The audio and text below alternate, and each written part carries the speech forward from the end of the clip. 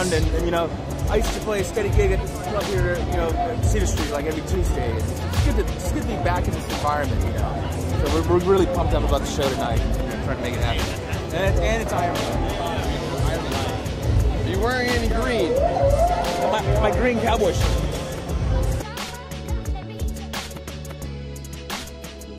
First, probably first time I played here was like 1998. Going to the jam session, sitting in the Monday night jam session, and I was playing alto back then. Okay. Not very well. So, but that was the beginning of the whole experience, the whole journey. I mean, I was here for a number of years.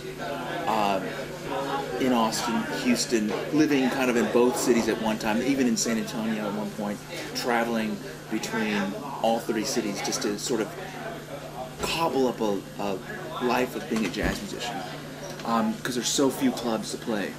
And so basically, you know, from the time I went to college, 97, to the time I moved was 06. Moved to the East Coast, moved to Baltimore, kind of cut my teeth there on the East Coast scene, and then started gigging in New York. And then just the energy of the city was just too hard to resist. And it was kind of my plan the whole time, was to go to New York, because that's the mecca of jazz. But I feel really lucky, but I also feel like, you know, I think people sort of see that, they can tell right away, okay, this guy's, you know, in it for the music, not to, you know, self-edify one's ego, you know, but to really, like, participate. So yeah, it was just pretty quickly, you know, it happened. And my playing changed, you know, it changed completely, because the energy is so hardcore there. Here, everything is very laid back, just like Baltimore or Houston or LA. Even, and there's great players in all those places, but everything is on the line in New York. Whether you're at a jam session at 5 in the morning, or you're playing some big club in, it's all always on the line. We're you never know who's in Austin, going to New York, roughing it out. It's not been easy. What's gotten you through continuing to get to this point where you now have a gig here at South by Southwest, which is a very big deal. How did you persevere through all the negativity and the people kind of pushing against you? Well, it's funny because the negativity, just not negative in a very dark way, but just saying, hey, you know, give me New York, it's cost prohibitive to live there. The price of, you know, a loaf of bread is like $5. You know, everything's expensive, and it's true. It is. You know, you have to really love the music, and that's basically the answer, is the music and the playing and the energy of being in that scene and being in that community. But where did that come from? Where did that come from? You woke up one day, or I think it's from your family. Yeah, well, you know, my father's a jazz pianist. You know, and he spent his whole career playing jazz music, and it was always, for him, it was always about keeping the gig going, keep playing. And he's from the East Coast, you know. But I guess I got it from him, just the need to play, but not just play, but to be in New York. Because that's where you can really create your own thing. It's really hard to do that in other scenes, because people are busy. People are busy, you know, playing their corporate gigs and playing their, you know, casual gigs. But to sit down and get the best cats you can find together and saying, let's play a gig that doesn't pay too much at, you know, 2 in the morning. What do you think's next? Well, next, you know, I've got about 3 more albums kind of planned out in my head, all original. What do you mean by that? You say you got them all planned out. I mean, I have the songs already composed, and I kind of have them sort of in little clouds, their respective clouds, and sort of their, you know, I want to go back and do just a quartet record. I've got a couple songs from the last session that I'm going to throw on there, and, you know, it's going to be the quartet, Benito, Corcoran, and McClenty. But you even hinted, though, beyond that. Oh yeah, so basically I want to do about 4 or 5 more acoustic jazz records, and then branch traditional. off. Well, traditional is a bad word. It's a bad word, okay. Because it's traditional sort of instrumentation, but basically the vibe is all original, and everybody pushes it. I don't tell anybody what to play.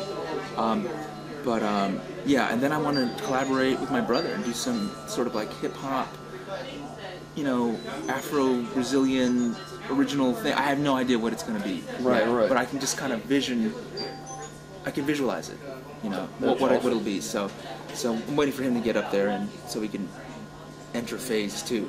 All right, man. All right. Well, here's to phase 2. We'll be talking more. All right, Stan Killian, the elephant in the room. All right, dude. That was. All right, so tell me, what's your name? My name is Benito Gonzalez. I play the piano and I play hard. What do you mean you play hard? Because is that how you always introduce yourself? Yes, because I like to play the piano and raise the levels every time. And like, how would other people describe you? You play the piano hard. That way, yes. Do they say you're just, you got a lot of emotion and you're a very physical player? I'm physical and I am also lyrical, and I have different features on my playing. You know, that's why I'm able to work with Stan and many other bands that have different. Whatever you've played before. I mean, how many years have you been playing? I've been playing professionally since I was 15, so I've been playing 20 years. Wow, okay, so this kind of gig you're with now, do you feel like this is, I don't know, like where you want to be in terms of like, is this pushing you harder than you usually push yourself? Yes, definitely. This is what I want to be. This is it just means that everything is moving forward. We are moving forward with the music. Yeah. As Stan move forward, I move forward. And I always love to work with people who think that way. I don't like to work with people who like... Right? Yes. So social media, has that changed music? I mean, are you able to advertise better, have linkages better with other musicians, put your own media out, your own video out? I'm just wondering what you think of that. I mean, is it help music? It's hurt music? I think it's a great source of help for us musicians to have the media, you know, as Facebook and MySpace and Twitter and all of that. I think that it's great to let people know what we're doing, and it's great to have people like a fan page where they know that they're gonna find what you're doing in there.